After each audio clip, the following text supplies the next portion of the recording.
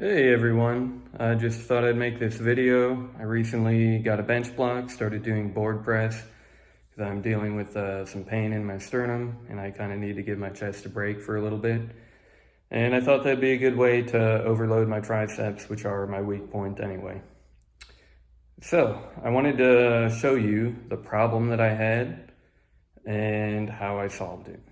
Okay, so here we have my power rack. It's a 30-inch depth. This is a custom-made power rack made by a local fabricator, Prime Strength. And I had him make me the swing-in safeties. I like them because they seemed a little sturdier than the pin pipe. If you have the pin pipe, you won't have this problem. But you'll notice there is a decent amount of space here for this bracket because the swing-in is a drop-down safety. And then here's my J-hooks. I'm not sure if this is different on the sandwich style J-hooks. That might help out too.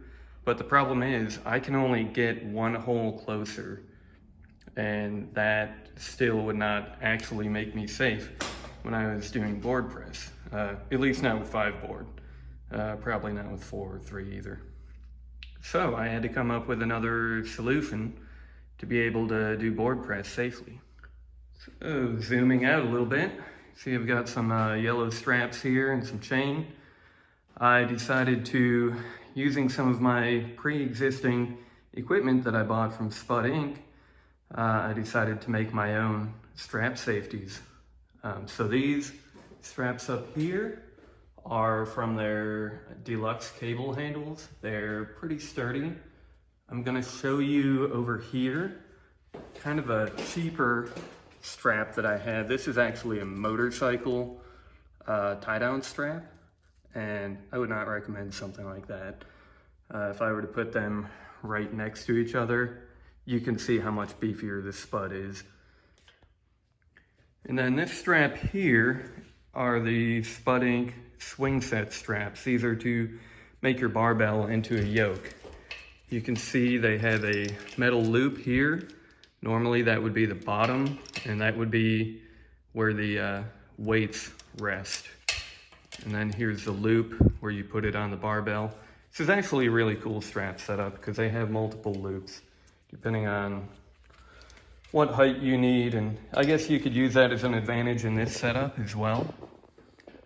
And then the last piece of the puzzle, these 3/8 chains and these 3/8 quick links. So you can see how the quick link has the 2 loops of the strap going through there, and also 2 links of chain. Now the chain gives you so much adjustability here to where if you're doing 5 board, 4, 3, 2, 1, regular bench, it doesn't matter. You can have a lot of adjustment. You end up with a strap at the bottom, so if you do need to use it to catch the weight, it's not going to damage your barbell or the knurling. This bar is pretty beat up as it is, but if you're dealing with a barbell where that was a concern. Now the last piece of the puzzle for me to figure out here was where to place these. Inside the rack, outside the rack. I was afraid if I put them outside the rack that it might interfere. And sure enough, when I tried it with just an empty barbell, I found that this strap kept getting stuck here on the J-hook. Well, that's not gonna do good things for your strap, and I don't do yoke with this a lot, but if I did, I wouldn't want it to give out. I just like to take care of my equipment. So, I decided I wanted them to be inside the rack, which is how I did that. I have these other spotter arms here, so I just made sure to put the chain on the inside of that, and it did a good job today during my workout of keeping the straps away from the J-hooks. It also important to note, these are swinging spotter arms as well, and you just want to make sure that if you're setting it up for that purpose, that these are on the inside. That way, if it pushes, it's gonna push against the rack. It's not gonna come in, or it's not gonna go out and allow it to move where you don't want it to. So that's my my board press cheating secret. One other cool little factoid: if you're looking at buying chains, I bought those at Lowe's for 40 bucks. It's 14 feet of chain.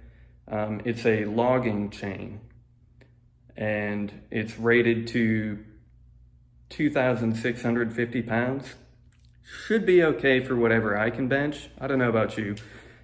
But yeah, $40 for 3/8 chain is an excellent price. To give you an idea, I just used a bandsaw to cut off the hooks. Don't cut the hooks. They are extremely strong and will take forever. Just cut the link.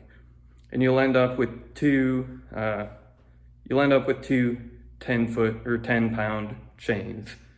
I looked on Amazon the other day to get 22 pounds of chain, like two 11-pound chains. It was $100. Now they came with little clamps that people said were kind of crappy, but it's literally half that price. So it's a good way to buy chains, in my opinion. And also, just like to recommend these are from ProLock, these chain collars. Pretty cool, good design, I like them. So I hope you like this video, hope it helped you out. I know my setup is kind of unique and I already had those pieces. You could probably use a toe strap to do the same thing, or you could just buy the suspension straps or the monolift straps from Spud Inc. The only reason I didn't buy the monolift straps from them, it didn't look adjustable. I could be wrong, but I wanted that adjustability so that I could use it for multiple movements.